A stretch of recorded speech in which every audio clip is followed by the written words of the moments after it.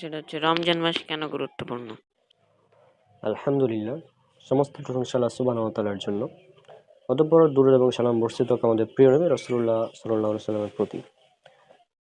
যদি রমাদান বা রমজান আমরা যেটা বাংলাতে বলে থাকি, তো যদি রমাদান নিয়ে বলতে হয়, তো রমাদান আরবি শব্দ, যার অর্থ অনেকটা এরকম যে কোনো কিছুকে জ্বালিয়ে দেওয়া বা পুড়িয়ে দেওয়া, এভাবে এরকম কিছু অর্থ বলা বোঝানো হয় এর দ্বারা, অ্যারাবিক ডিকশনারি অনুযায়ী।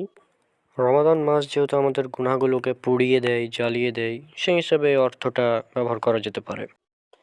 এবং পবিত্র কোরআনে এই রমাদান শব্দটির উল্লেখ করা হয়েছে। এটা আছে সূরা বাকারা, সূরা নম্বর 2, আয়াত নম্বর 185। সেখানে আল্লাহ সুবহানাহু ওয়া তাআলা বলছেন, শাহরু রমাদান আল্লাযী উনজিলা ফীহিল কুরআন। রমজান মাস, যে মাসে কোরআন নাজিল করা হয়েছে মানুষের জন্য হিদায়াত স্বরূপ, অর্থাৎ মানুষ যাতে হিদায়াত লাভ করতে পারে। অর্থাৎ রমাদান মাস এই জন্যই গুরুত্বপূর্ণ যে কোরআনে এই রমাদান মাস সম্পর্কে উল্লেখ করা হয়েছে এবং এই রমজান মাসে যে সিয়াম পালন করতে হবে এটা উল্লেখ করা হয়েছে। যেমন বলা হয়েছে সূরা বাকারা, সূরা নম্বর 2, আয়াত নম্বর 183-তে, যেমন কুতিবা আলাইকুমুস সিয়াম, এটা আছে সূরা বাকারা, সূরা নম্বর 2, আয়াত নম্বর 186 থেকে 187 পর্যন্ত যদি আমরা পড়ি, তাহলে রমজানের সিয়ামে কি কি করতে হবে সম্পর্কে কিছু ঘটনা, কিছু তথ্য দেওয়া আছে এই কোরআন মাজিদে। এছাড়াও হাদিস রয়েছে সহিহ বুখারী, যদি কিতাবুস সাওম পড়ি আমরা, হাদিস নাম্বার 1904, 1903, 1904, এই সমস্ত হাদিসগুলো আমরা যদি দেখি।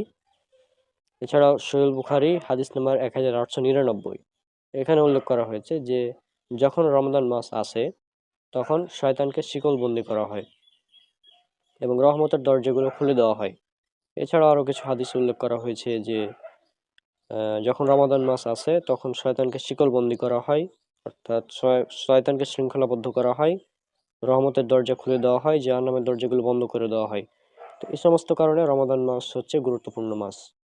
আশা করছি আপনার উত্তরটা পেয়েছেন। আসলে খুবই সুন্দর উত্তর হয়েছে। তো